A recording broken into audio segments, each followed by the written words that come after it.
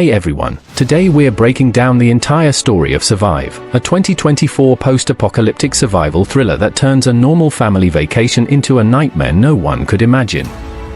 There's no aliens or government secrets, just one catastrophic event that strips away the oceans of Earth, leaving behind a deadly new world. In this video, I'm going to take you through every major moment from beginning to end, spoiler-fully and chronologically, so let's get right into it. The movie opens with a family of four out at sea, a serene scene that feels almost like a holiday. We see Tom, an oceanographer, his wife Julia, a doctor, and their teenage children Cassie and Ben, celebrating Ben's birthday aboard their yacht. They're enjoying the sun, the water, and a perfect day together. But hidden beneath this calm are subtle signs that something is wrong. A compass spins out of control, satellite fragments fall from the sky like comets, and the sea seems uneasy. Even Cassie's video chat with her boyfriend cuts out during a storm in the distance. At first, like the family, we dismiss these as strange coincidences. But the tension builds. Suddenly, an intense storm rips through the ocean. Dark clouds gather fast, the wind howls, and rain lashes down. The yacht is hit with wave after wave.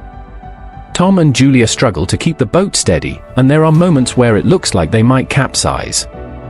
Then, just as quickly as it began, it ends. They lose consciousness. When the family wakes up, everything has changed. They step out of their cabin, expecting calm water, but instead they see dry land. Their boat, once floating in blue ocean, now sits on a cracked, barren seabed. No water as far as the eye can see. They look around in confusion and disbelief. What was once the ocean is now a desert. Through bits of observation and deduction, it becomes clear that something unimaginable has occurred. Earth has undergone a polarity reversal, its magnetic poles have shifted in an instant. This catastrophic event has caused the oceans to drain away, leaving barren land where vast water once flowed. It's a surreal, almost dreamlike moment, but it's real for them. The world they knew, the oceans that covered most of Earth, are gone. Now they have to survive in a place no human was meant to be.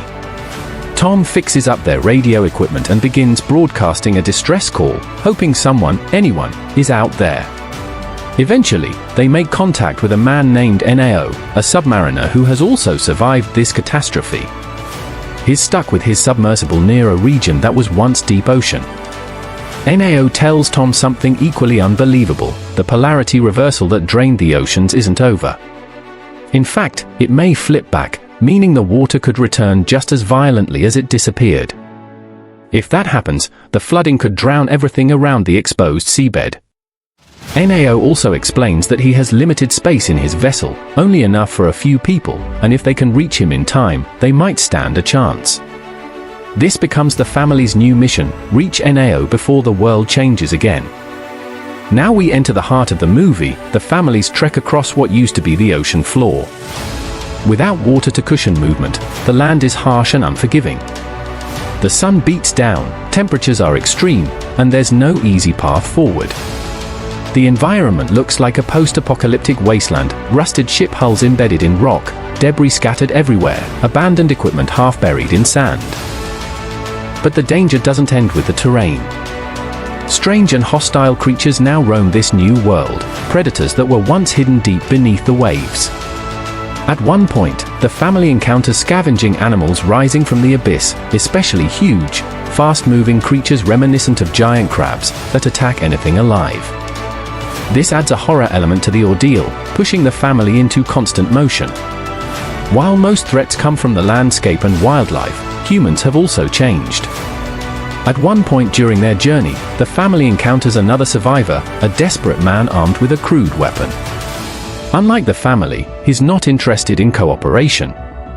His actions show how quickly desperation can turn people hostile when society collapses.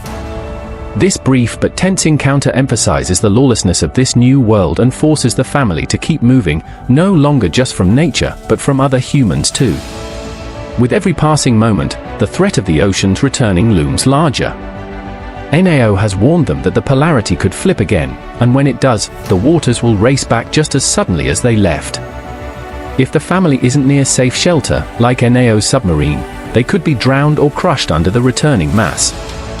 So they push onward, through storms of dust, cliff edges, and broken remains of what once was sea life, toward the location Eneo described over the radio.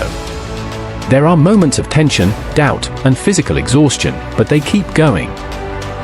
Finally, the family reaches Eneo's submersible, a yellow deep-sea vessel that now sits lifeless on the dry crust of Earth.